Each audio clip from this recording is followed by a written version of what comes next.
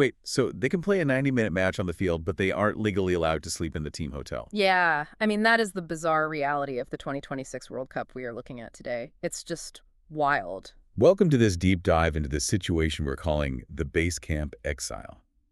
We've got a stack of breaking reports, and our mission for you today is to explore how this massive tournament has become a complete collision course between, elite sports and international diplomacy. Because it's really not just a game anymore. Exactly.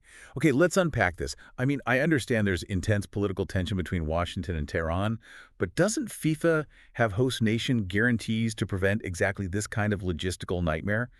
How does a national squad end up functionally homeless at the biggest tournament on Earth? Well, you'd think those guarantees are ironclad, right? But geopolitical realities often just override sports bylaws. Diplomatic and military conflicts between the two nations had continued to simmer long before this tournament even began. And because of those ongoing tensions, the U.S. government just flat out refused to let Iran establish their official base camp in Tucson, Arizona. But wait, if they can't set up camp, how are they legally stepping onto the pitch in California? Like, how does that even work? It basically comes down to a very narrow visa loophole. The athletes are granted entry strictly for the duration of the athletic event itself. Oh, wow. So they're treated as, like, transient performers or something. Exactly. They are permitted to compete on U.S. soil, but entirely prohibited from establishing temporary residency. So when that original Arizona plan fell through, Mexico's president, Claudia Sheinbaum, actually intervened, allowing the team to base themselves in Tijuana. Which means you have an elite squad operating as a flying circus, flying into California under heavy military escort just to play. I mean, I get the cross-border commute before the game, but the real shocker to me is the post-game protocol. Yeah, it's brutal. After their June 15th opening match, which was a grueling 2-2 draw with New Zealand at LA's SoFi Stadium, a prior logistical agreement was supposed to let the team stay in LA until Tuesday afternoon. Right, just to recover. Yeah. But instead, authorities decided to expel the team back to Mexico immediately after the final whistle. It's like taking a Formula One car through a grueling Grand Prix, but instead of pulling into the pit lane for maintenance, you force it to immediately drive 150 miles down a bumpy highway. I feel so deeply for these athletes caught in the crossfire of this bureaucratic, tone-deaf governance. The physical toll is massive. Your F1 analogy really hits the nail on the head biologically. At this elite level, a 5-hour delay in recovery therapy can ruin a team's tournament progression. Because they aren't getting, like, ice baths or hitting REM sleep, right? Exactly. When players are forced onto midnight flights instead of getting that immediate recovery, their bodies can't efficiently clear lactic acid. The muscle micro tears from a competitive 90-minute match simply don't start healing. Which totally explains the sheer anger in the post-match press conferences.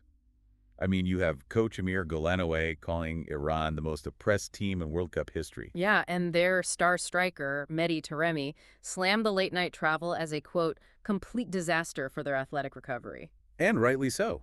The athletes are the ones absorbing all the physical damage of this diplomatic standoff. It's incredibly unfair. And, well, this raises an important question. Has the age-old myth of keeping politics out of sports been completely shattered? It really seems like it. I mean, the socio-political turmoil overshadowing this tournament has fans absolutely furious online. Oh, yeah, completely raging on Twitter and TikTok. And you really see two very distinct arguments forming in the public sphere here. Right, looking at the sources, U.S. officials consistently cite strict, non-negotiable national security protocols governing their borders. They're looking at it strictly as policy. But then, on the flip side, human rights and sports advocates argue that weaponizing a team's basic logistical needs crosses a line. It unfairly punishes individual athletes who have absolutely no control over foreign policy. Yeah. Historically, we've tried to treat the pitch as this sacred, neutral ground. But when the geopolitical landscape dictates the specific biological recovery window of a team, that neutrality is effectively dissolved. We're seeing international diplomacy actively shape the physiological state of the players before they even touch the ball. It's unbelievable. So what does this all mean? We're looking at athletes banned from their hotel, exiled at midnight, and forced into a grueling cross-border commute just to compete. It's a logistical nightmare. It really is. And it leaves you with this to ponder.